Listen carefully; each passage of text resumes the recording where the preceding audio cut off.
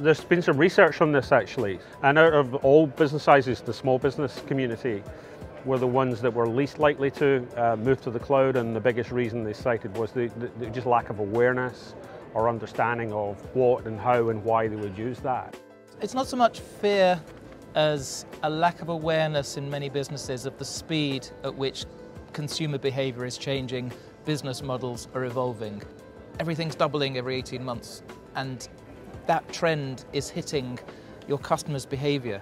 And if you're busy running a business, trying to make paychecks, you don't have time to keep informed. And it's an irony, because it's the small teams of highly motivated entrepreneurs who have a major advantage now against the big incumbent businesses. We're, relatively speaking, quite an old platform.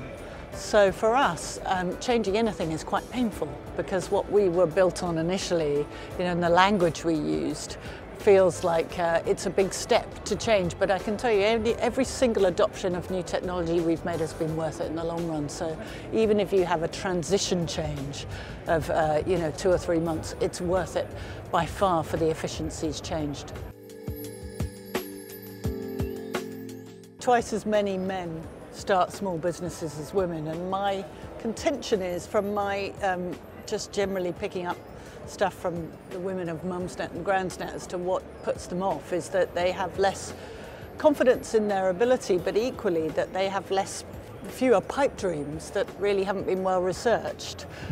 So I suspect that a lot of those startups should never have been startups, and those decisions were not well researched, because men have unbounded confidence in their own ability to just be right without necessarily checking the market. I've always contended that Dad's net would not fly, because there would be no "am I being unreasonable?" It would be "I'm right, I'm getting on with it, and there you go." We did research, we stood on the streets of Shoreditch, and we just asked a couple of hundred people, would you come and eat Xero? Would you come would you buy what we're going to sell? And that was the best advice that we could get, was actually speaking to customers to see if they would come. A big complaint I hear from a lot of startups in areas of East London, among others, is there isn't a free market in access to fast fibre broadband. And without naming names, there are companies which have big towers in the Fitzrovia area of the UK that are not always on the entrepreneur side. And we're in a world now where access to fast, reliable broadband is a human right. It's as important as having water and electricity coming in.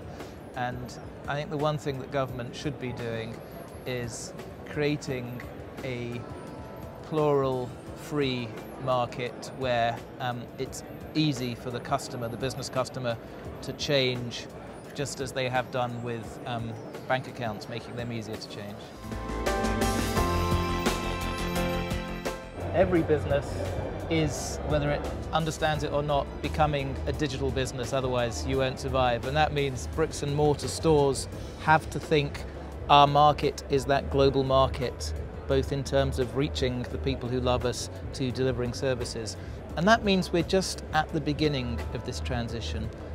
And it's a massive opportunity for the people developing the tools to make life easier for the entrepreneur.